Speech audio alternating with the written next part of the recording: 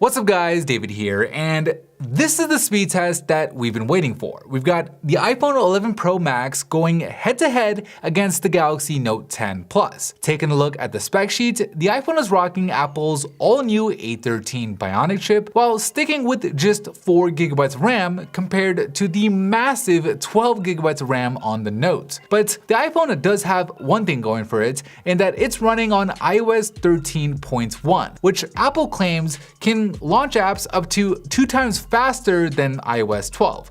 So it's going to be interesting to see what happens. Will the new chip and the software be enough for Apple to finally beat Samsung in a speed test again? Or will the Note 10 Plus beat the iPhone 11 Pro in yet another one of our phone with style tests? Let's find out.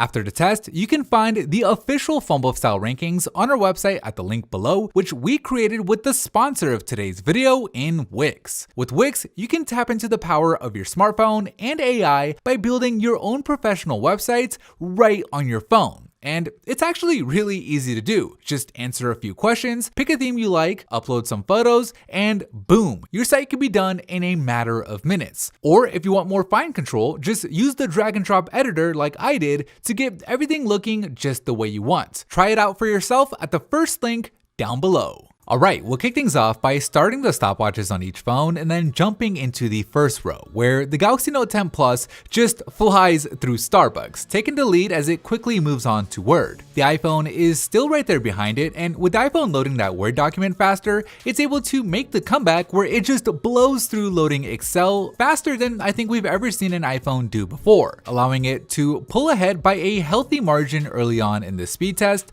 as both phones work on editing and exporting the same exact photo here in Snapseed. And from the looks of it, the iPhone is able to export that photo at a faster rate, allowing it to move ahead to Adobe Rush, where it does stutter a bit in launching the app itself, although still an improvement over what we saw in iOS 12 on the iPhone XS. And despite its slower launch, the iPhone 11 Pro's powerful A13 Bionic chip is able to render that video clip at a faster rate, allowing it to continue to add on to its lead as it blazes through Google Trends and begins working on the gaming row. Now, last time when the Note 10 Plus went up against the iPhone XS Max on iOS 12, it was able to load each and every game in the gaming row at a faster rate. But unfortunately for the Note, that doesn't look like it's going to happen against the iPhone 11 Pro, with it loading both Subway Surfers and now Flip Diving at a slower rate, allowing the iPhone to gain its biggest lead of the test so far, pulling a full app ahead. Now, the good news for the Note is it did manage to load Fit to Fat at a faster rate.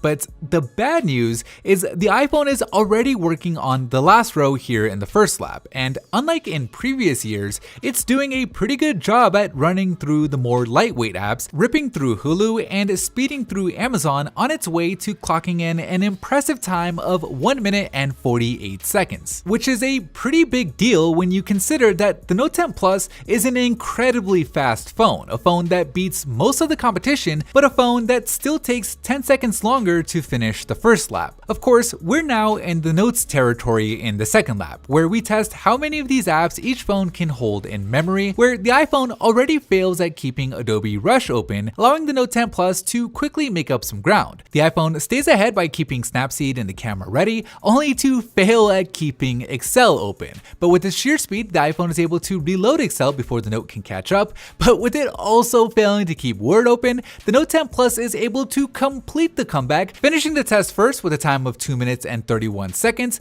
with the iPhone reloading the remaining apps coming in just 6 seconds later, making the winner the Samsung Galaxy Note 10 Plus. Anyways, that is it for me in this video. Thank you guys for watching, and as always, I'll see you in the very next episode.